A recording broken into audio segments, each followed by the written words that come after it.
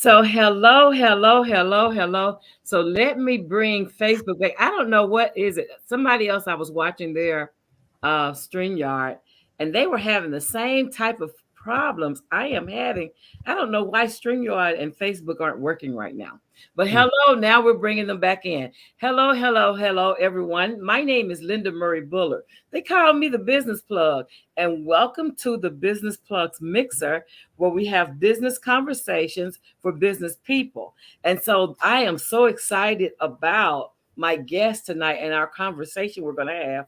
But before I get to him, I want to tell you a couple of things about what we're doing.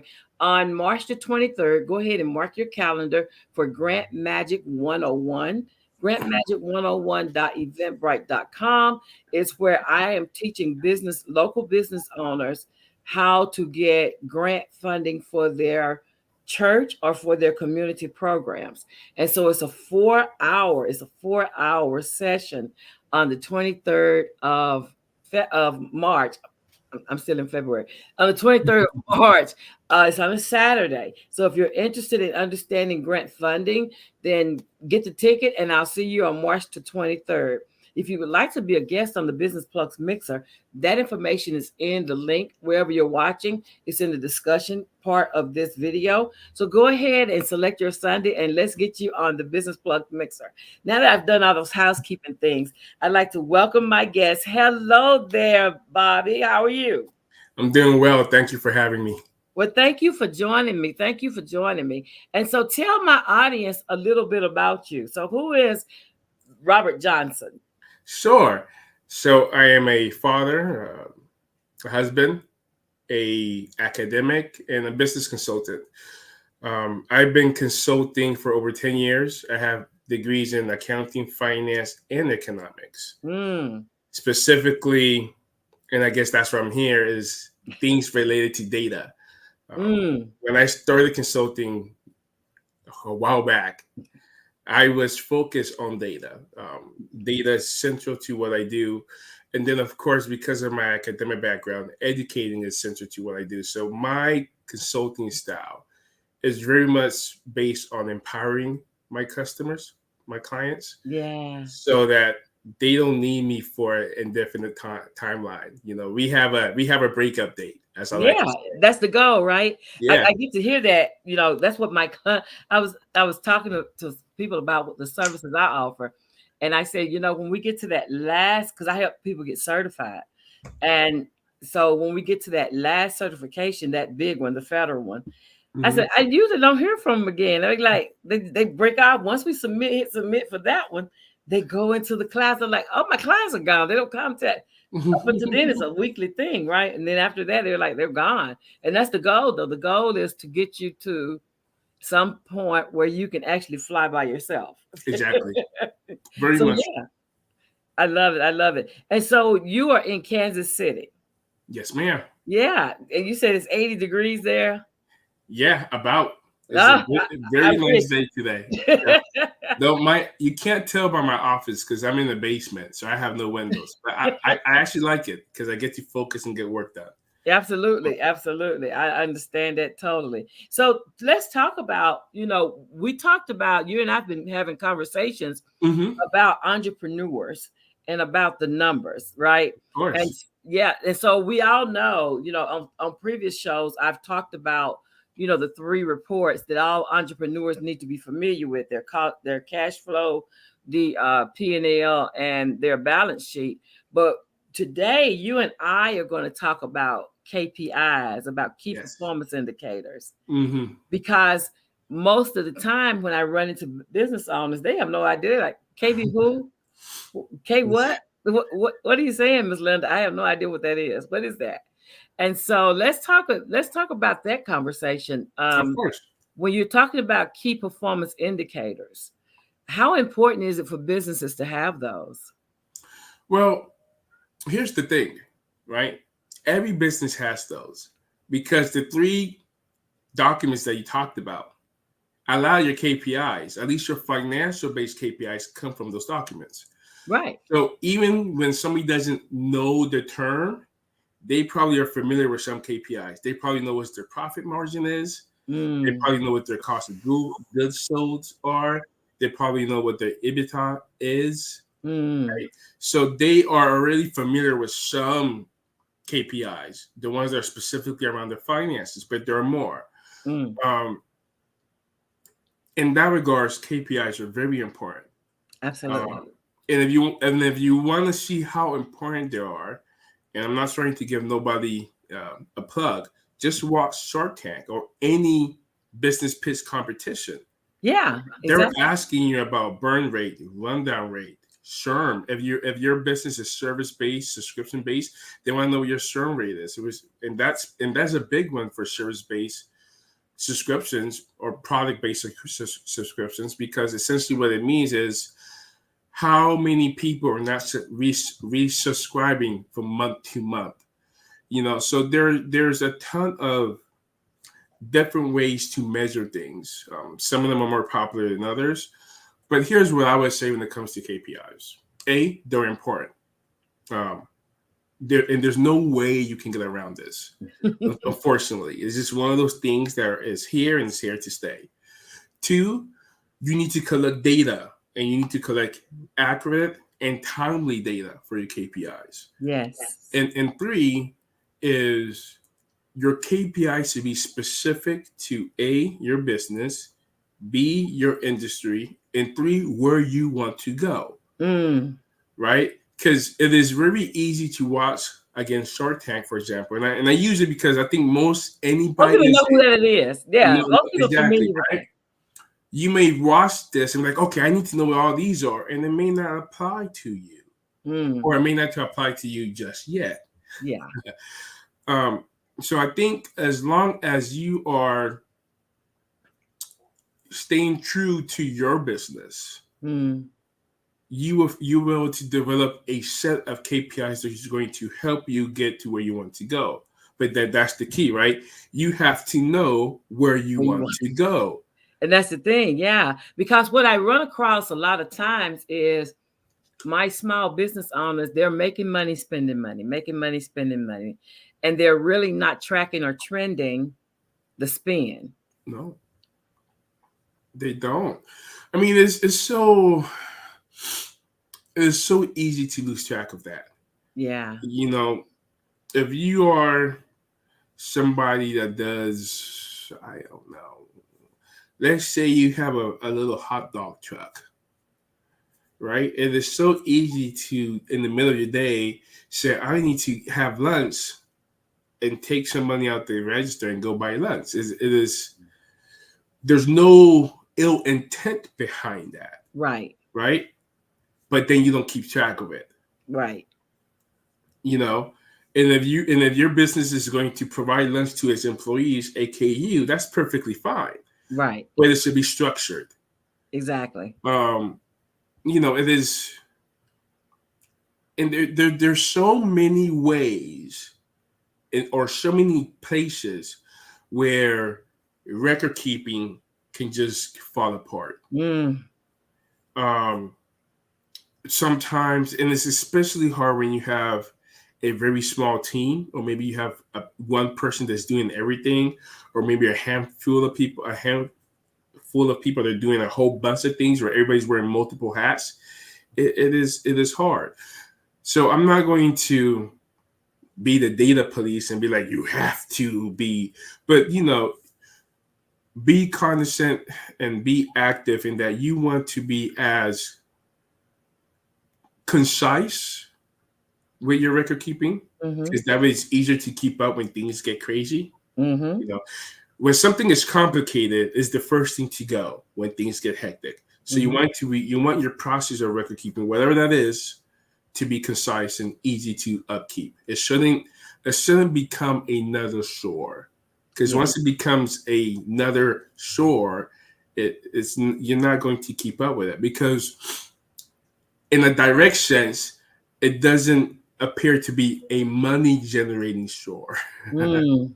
Yeah. right? Yeah. But it's worth it in that being able to track every dime, every dollar helps you to be a more proficient Yes. business owner. And so it's kind of like the tail dragging the dog or wagging the dog when you're responsive as opposed to being proactive.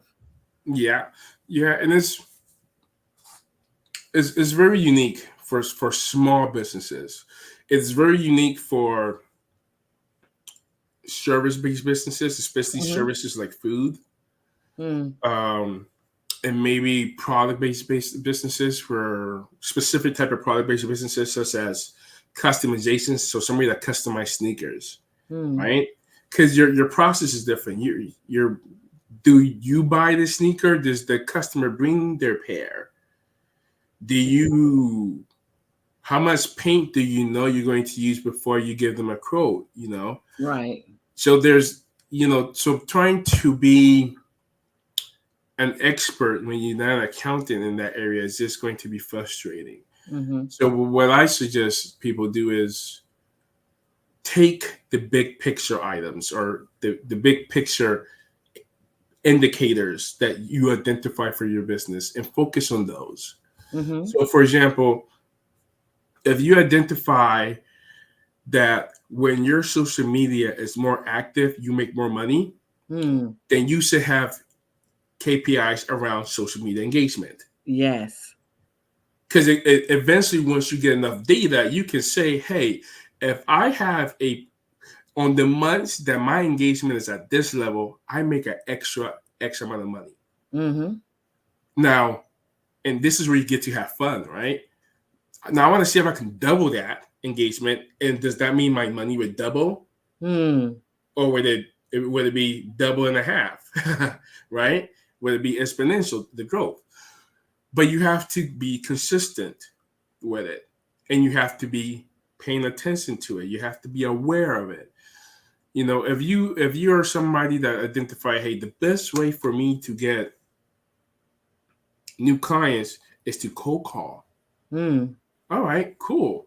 I know a lot of people body irks when they hear that term, but it's still very effective, Yeah. right? Yeah. Especially if you can really get it down to a science where you can say, hey, for every 100 calls, I get 10 appointments, and those 10 appointments, I get one client. Well, Mm, that means if you do 100 calls a day, on office statistics, you're getting 7 clients a week. absolutely. So what's the value of a new client to you, right? If the value of a new client to you is $4,000, hold up. Yeah. now we're talking about, and then how long does it take you to do those 100 calls, right? Because Right. you only need 10 people to talk to you. Yeah. So, and how long are those conversations? So now we're talking about what, maybe 3 hours of work to Exactly. generate $4,000 a day, That sounds right? pretty good. Exactly. So it is one of these things where yes, there are some very complete or proven KPIs you want to look at, Mm-hmm. especially when it comes to financials. Things that has to do with inventory turnover, things that has to do with account receivables. Because these are things that affect your cash flow, that affects Right. your financial stability of your business. But then there are things that may be unique to your process, right? Right. If you have a software, I would be tracking how many support tickets I get daily. Because if I'm getting a lot of those, that means there's something in my software that's bugging people that to the point Exactly. that they're complaining. Exactly. If I'm selling a product, I want to know what percent of my batches, if I do my product in groups of 1,000, what percent of that per batch of 1,000 is defective, right? So Absolutely. is there are things about KPIs that are true for every business that's in it to make money, Mm-hmm. right? You should know what your profit margin is. Yes. And going back to what you were saying in one of our conversations, having the KPI is just the beginning, right? You need to have the KPI, but what are you comparing it to? Mm-hmm. So let's talk about profit margin for a moment. I'm in the industry where the average profit margin is 15%, and my profit margin is 10, where I'm underperforming my industry. Yeah. What does that mean for me? You know, long term, short term, today, tomorrow. Is there something that now? Am I underperforming my industry because I have not bought this piece of software that makes me more efficient, which is an industry standard? Then Mm. I can say, okay, once I get to the point where I'm able to incorporate it into my business, then You see that 5%. I Yeah. should see the 5%.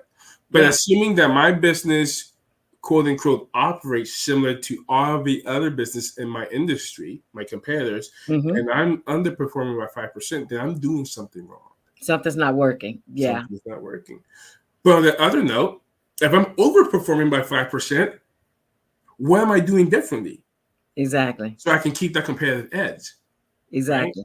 So having a KPI is just, in my opinion, just one half of the equation. The other half is against what? What are we measuring that KPI against? And it could be something that is external.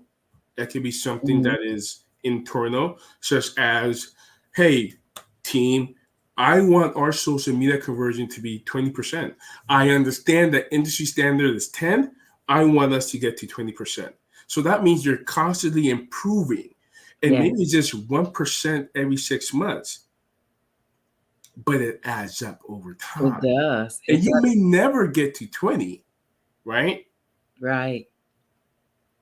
But it's going to make you and your business, you and your team, that more efficient at what you do. Right. And when you are running a optimal business in terms of how efficient you are with your resources, whether it's time, people, money, you are going to see greater success. It Absolutely. is, there's just no way around it. So for anybody listening to this, and you have to take a if you need a takeaway, here it is. I love it. Yes, there are some business standard KPIs you should be aware of, and if you Google KPIs, they're going to come up. And then pick the ones that make sense to your business. I would say that every business should at least know what their profit margin is, and if you do a lot of transactions with credit cards, then you want to know what your days of what is it?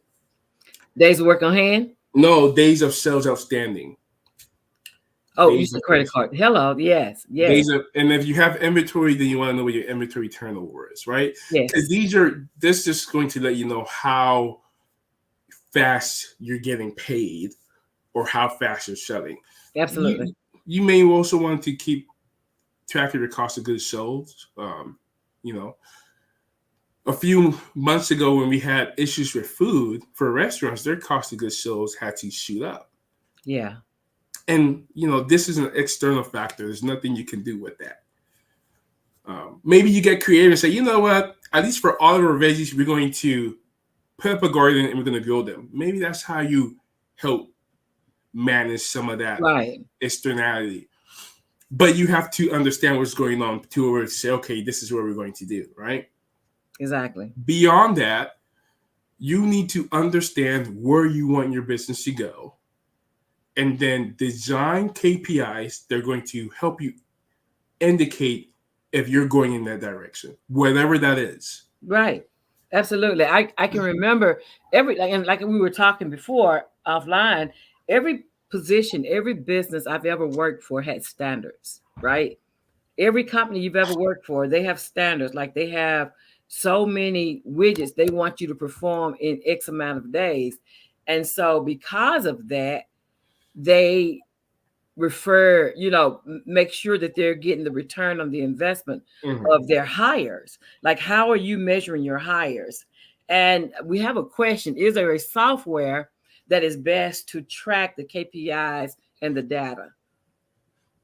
It depends. So if you're doing social media based KPIs, a lot of times the platform itself would do it. So Yeah. if you're doing Facebook ads, Facebook Ad Manager their made up business made up platform has the KPIs in there for you. You see your engagement, you see how many likes you have, how many views you have, and then from there is you have to decide on what is your target number per post. Mm. So do you want to have 1,000 impressions, 1,000 views, 50 engagements, whatever it is that you want? And that's in this specific scenario, you're going to design that. And then when you go into your ad manager, you're going to see, okay, are these posts hitting this or not? Are these posts helping me get there now? What posts got the closest to what I want my goals to be? What was it about that post that, and this is where you decompose what you're doing to understand what is working, what's not. It's a process. It is a process. And I think the thing about it is first establishing what your metrics are, Mm. right? And then what your metrics are will determine what software or what insight, because along on even on LinkedIn, you can go behind the scenes and see what your Mm-hmm. followers are. Who are the people that are mostly following you? What industries are they in? Yeah. What do they do that could lend to either partnerships or them Mm-hmm. becoming clients? Is being very familiar with your target audience and Mm-hmm. then measuring your impact against that audience to make sure that you're reaching them. Exactly. And LinkedIn is a perfect example. So for a lot of solopreneurs that do business services, LinkedIn is probably their go-to social media platform. Mm-hmm, mm-hmm. Now let's say that your ideal client are people that own coffee shops. Yeah.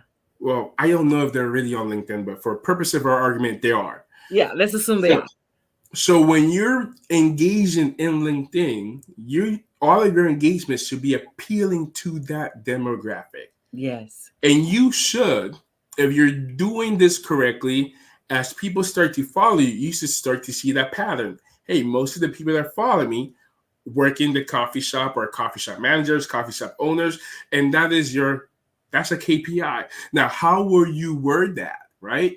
Right. So let's talk about some technical stuff. There's some quantitative KPIs, Mm. profit margin, EBITDA, quantitative KPIs. There's some qualitative KPIs. Yes. This would fall under qualitative KPI, right?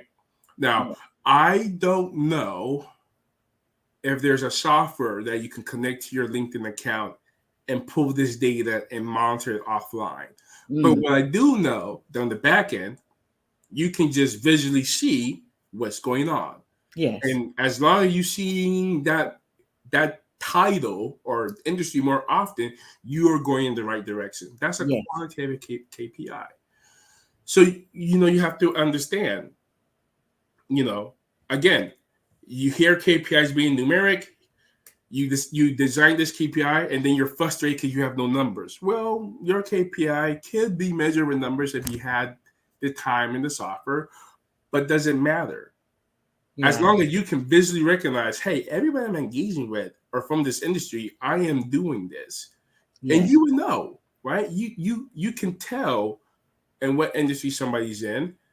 And hopefully the content you're putting out is not having them engage with you in public, but also sending you those private messages like, hey, when can we talk? Absolutely. And that is for a marketing campaign, right? Or a campaign to get to know you. Because if they don't know, like, and trust you, then they're not going to buy from you. So understanding, I'm trying to teach business owners, and I'm glad you use LinkedIn as a reference, because I'm trying to teach business owners how to have business conversations with those businesses that are in their industry, or those businesses that use their services. Because a lot of times when people are teaching you how to start a business, they're teaching you one and done. Yeah. You have this customer, you sell them a cup of coffee, and they go on into the abyss. And then you start finding more customers, right? Ideally, as a business owner, you want to get contracts and you want to have long-term relationships, because you want to increase your customer's lifetime value. Exactly. That's a KPI. It is. And you want going sticking with the coffee shop idea, You want an informal contract. You Yeah. want your coffee and your service to be so good that Yeah. when they're in the vicinity or want coffee, they're going to you first.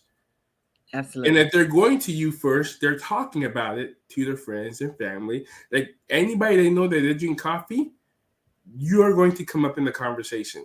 And this is why word of mouth is so powerful for It businesses, is right? powerful. Yeah. Yeah. And, and that leads us to a very, very big KPI, your net promoter score, which is Mm.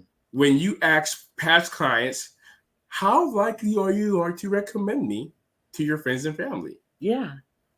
You know, so it is one of those things where there's no one shoe that fits all. Um, but any business that's properly structured, even if their owners are not aware of the term, they are looking at KPIs already. Because at the very least, they're looking at those financial statements. Absolutely. Um, Absolutely. I saw a question pop up as best guess what percent of small businesses use KPIs is, I want to say very, very low. So in my 10 plus years, I have met maybe one small business owner that was actively had a KPI or something of that nature in place that they were monitoring on Absolutely. on purpose, Yeah, yeah, right? exactly. Yeah, I agree. I have that same as far as because what I'm doing right now is I'm helping businesses establish SOPs and Mm-hmm. sales training manuals and getting them ready to expand. And so as we are going through that, I'm teaching them about their KPIs because it's so important that businesses understand their businesses intimately. Yeah. Now, with that said, business owners who I have worked with, spoken to, who are looking to get funded know That what KPIs are, right? yeah. So you can almost understand the mindset of their owner Yeah. if they know KPIs or not, and if so, which ones. Because somebody that's trying to do a pitch competition, get some investment, is they know what KPIs are. Oh, yeah. They know what the main KPIs for the industry is. They know what KPIs they fund. If they already identify a funding group, they know what KPIs they're focused on.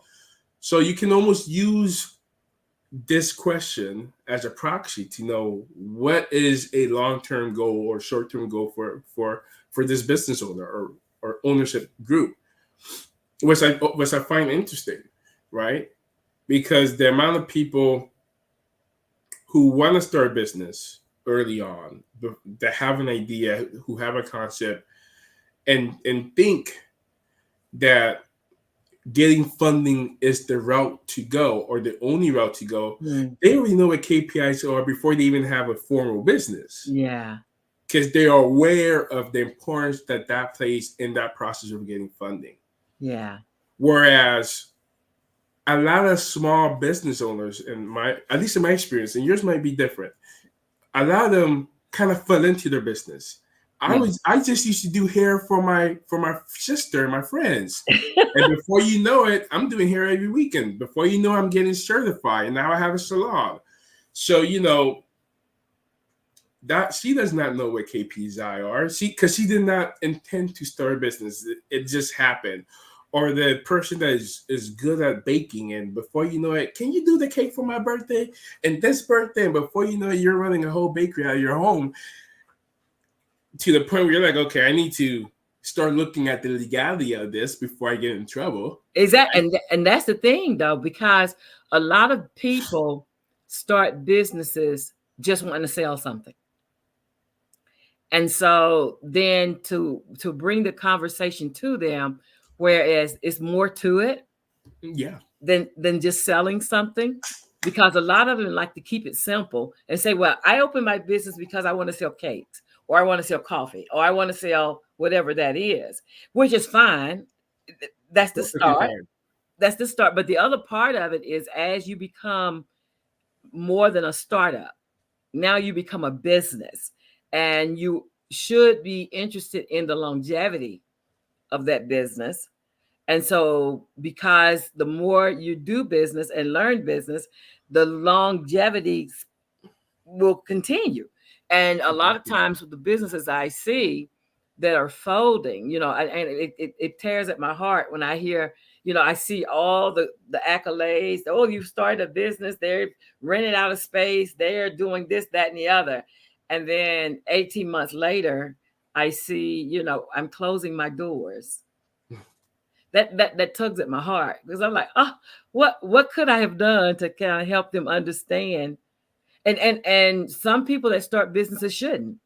Yeah. Yeah. But it becomes a great source of legacy. It does. It does. It really does. And not only does it become a great source of legacy, it becomes well, in some cases, it can become a unifier in the family. In some Yeah, cases, it can become a divider in the family, absolutely. right? We've seen them both. Um, definitely. But what I have noticed is that people who fell into business ownership um, tend to do well in the beginning and tend to struggle long term because they're not able to transition into, okay, this is a business now. This is just not Yeah, me making cakes at home. yeah, This is not me just having somebody come over and braiding hair. This is not me just hooking somebody up with a nice fade, right? It is the struggle is to realize, okay, you've been doing this for a while, making decent money. To go the next level, if that's what you want to do, you need to put certain things in place. yeah. And by default, in my opinion, when you put those certain things in place, you're going to get KPIs out of that process. Oh, absolutely, absolutely. I mean, there's no way of going around. If you want to be in business, the numbers still say 18 to 5 years, businesses close. The majority of businesses, and if you're in the restaurant, food service industry, that's a 90%, right? A 90% turnover.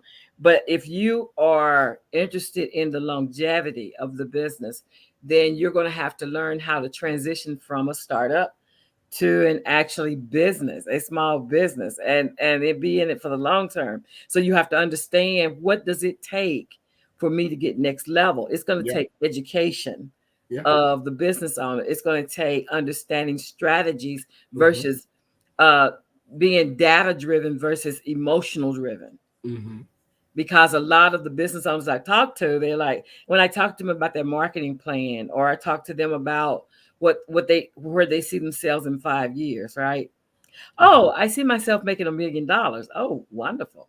How Okay, great. How walk me great. through the steps. Yeah, yeah. That's the part that falls apart right there. So they have the goal, right? You have a goal of what you want to be, but there are hundreds of thousands of dollars between where they are and where they want to be. And so unpacking that and helping them to see that those are walking steps and not running steps. Yeah, yeah. You know, but I think part of that also is just how entrepreneurship, business ownership is promoted in our society, Yeah. right? You know, oh my God, this person just started selling cake and all of a sudden she has a bakery. Yeah. Okay, well, how many hours was she baking a day, right? Let's ask that question. Well, I slept my 5 hours and then I was baking. So this woman or guy or gal or they or them were baking for 20 hours a day for 4 years before they got to that point. So, but that's not an interesting story. Yeah. And so it's as beautiful as and positively impactful social media has become. It also has some way, in many cases, distorted reality for people. Yeah. and it is hard sometimes to sniff through that. I read articles all the time. Oh, this person started a business when they were 13 and they were making X amount of money. I'm like, okay, what was a 13-year-old doing at that age to make that amount of money? Because I got kids. I want them to do this at 13 too, right? Absolutely. And they read, well, they were exporting things from China. What? And then you read deeper. Well, their dad worked in logistics. Yeah. Right. So give people the full picture. Right. Because what happens is that as much as we try to tell ourselves, do not compare myself to other people. We do. Yeah. So now you get a 13-year-old that maybe really wants to be an entrepreneur, really wants to have a small business. They could read this article and don't have the maturity just yet to read through the lines and just feel like I'm lagging. I'm falling behind. Well, don't have the resources and don't have the resource. Don't have a dad in logistics, right? Because their dad is maybe a garbage collector or somebody that's so far removed from any type of decision making it could be their dad could be a professional, but now logistics is hard unless you work in that field. Their dad could be a CPA, amazing career, but know nothing about importing products. Exactly. It's a whole different beast. That was my point, is that a lot of times we get the B reel, the highlight reel of what it takes to do entrepreneurship. And a lot of people go into entrepreneurship thinking, the B reel is real. Exactly. And to jump off of that, right? That's what your KPI should be for your business. It should be your B reel, where you can get a quick snapshot what's going on. You can be able to pop in and see exactly what's going on. And people, if they're able to see your KPIs, can see what's going on, but they do not know all that happened behind the scenes, because this is just a very high level, quick on the go summary, because that's what it's supposed to be. Yeah. Right? If your KPIs are overly complicated, then you're spending too much time on them. Yeah. Yeah. Right? And it's, I always start them with the low hanging fruit, right? How much does it cost you when somebody clicks your ad? Like the basics, what is your CPR? What is your CTC? Like understanding those insights that they already have. Yeah. Those business assets they already have that they may not understand. So having those conversations and teaching them to do it, when I come in, we can make a laundry list of things that need to be corrected, right? Exactly. But I tell them, grab 3 of those and let's do 3 every 90 days. Like small step it. So because it becomes overwhelming, and when most people get overwhelmed, they do nothing. They just shut down. They'll be like, no. Exactly. And that is very true. And going back to what you just said, your KPIs should allow you to understand how your business responds to stress. Yeah. So if you're doing pay per click ads, and you're getting this type of results, all right, what happens if you increase that budget by 20%? Let's do that for 2 months and see what happens. Is there a significant difference? Yeah. No. Okay. Well, what happens if we decrease it by 20%? What if you realize that an increase in 20% does nothing, but a decrease in 20% also does nothing? You just save 20% of your cost. Yeah. Right? So to me, this is how you should be using KPIs. Yeah. Right? You get your baseline, wherever that baseline is, wherever you're going to compare these KPIs to, and then you play around with things, as scary as that sounds. You see what happens, and you compare to past performance. Absolutely. Because what if your marketing budget is $1,000 a week, but to get the exact same results you have right now, it can be $600. But to increase what you have right now, you have to spend another $400. So now you have a real decision to make. Absolutely. And it's an informed decision. It's an informed decision. And that's the key. And Yeah. that is, at this nutshell, people, the purpose of a KPI. I love it. To allow you to do informed decisions like this. And Yeah. here's how this could work in real life. What if you have a business, is doing okay, and you meet somebody and they love your product? They're like, hey, I want to invest in your business. I got 10K. How much equity can I get? What could 10K do for your business? Well, if you haven't been playing around with things, you have no No idea. idea. No idea. And then you're going to take that money and you're going to misuse that money. And then now you have an investor saying, I thought 10K was going to help, but it seemed like it just made things worse. What happened? So, you know, I get that it's scary because it's real money at play. And sometimes it's real time, sometimes it's other type of resources. But you need to stress your business. You really do. Because you need to know how your business responds to external factors. Yes. You know, people, business owners who did not identify weak links in their business after COVID no longer had a business. Yeah. Because they were not able to identify that weak link and say, okay, if this were to ever happen in the future, this is what we need to do to keep our doors open. And people got hit, and they got hit hard. Yeah. And they couldn't survive. And businesses closed.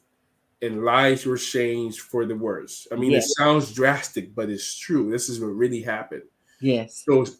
So when things are going well in your business, sometimes before you think about, let's expand, let's find our weak links. Yeah.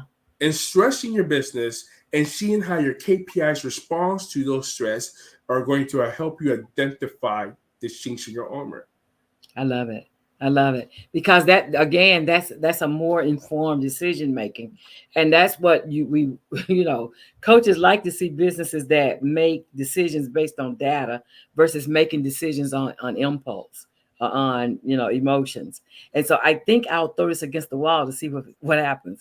Like, yeah, we we were like, no, please don't do that. But yes, but yeah, but so thank you, thank you, thank you. Is there anything that we haven't discussed that you would like to tell my audience about you and the people who should be contacting you? Yeah. I hope this was helpful and informative. Believe it or not, mostly everything I discussed you could probably find online in Google. But if you do want to contact me, you can just hit me up on LinkedIn, or I believe the ad for this have my Gmail. Yeah. And I'm more than happy to sit down and talk to you about how we can make your business better. At the end of the day, understand that my approach is I want to teach you how to fish. So if you do not want to do the work, that is perfectly fine.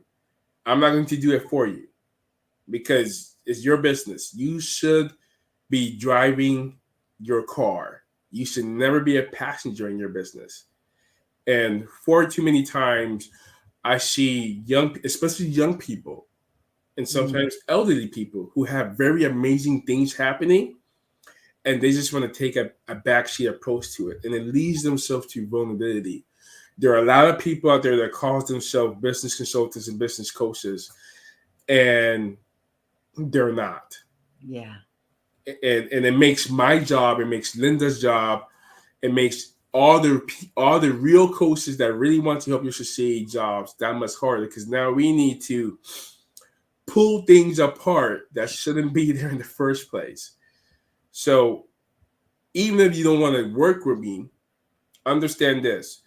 Any consultant that's trying to tell you that they don't know how long it's going to take to fix your problem, it's a consultant you do not need to work with, in my opinion.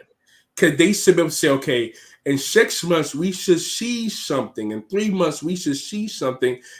In 1 month, whatever, depending on your problem, they should have a time frame where they expect to see some type of difference and take it from there.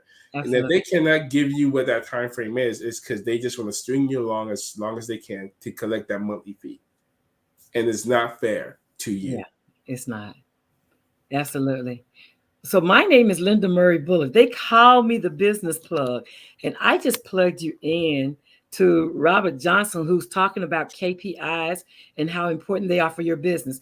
Join me here each Sunday at 7 p.m. Eastern Time, where we have business conversations with business people for business people. You all have a great rest of your week, and I'll see you next Sunday. Robert, please hold on for a minute. We'll talk to you guys next week. Have a great week, everyone. Bye-bye.